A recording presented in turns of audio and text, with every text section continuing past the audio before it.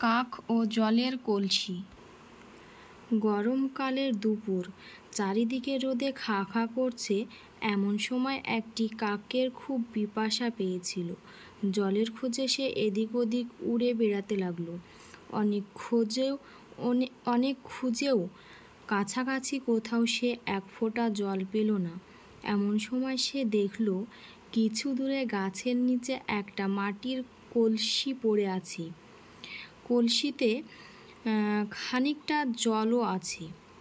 জলটুকু কলসির তলায়, এত নিচুতে যে গলা বাড়িয়েও কাক তার নাগাল পেল না। সে ভাবল, কলসিটাকে কাত করলে বুঝি জল পাওয়া যাবে।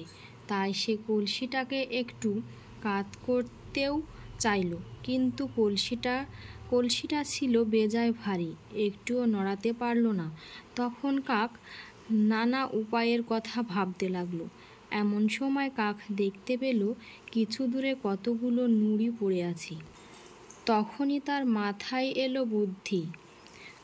তার মাথায় একটা বুদ্ধি এলো, আর মনে মনে বলল, কলসির নিচে থাকা জলকে কি করে উঁচু করতে হবে আমি জানি।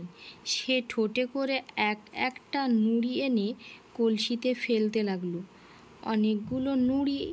অনেকগুলো নুড়ি ফেলার পর কলসির জল উপরে উঠে এলো। বুদ্ধিমান কাক তখন কলসিতে গলা ঢুকিয়ে মনের সুখে জল খেল। বুদ্ধি থাকলে উপায় হয়।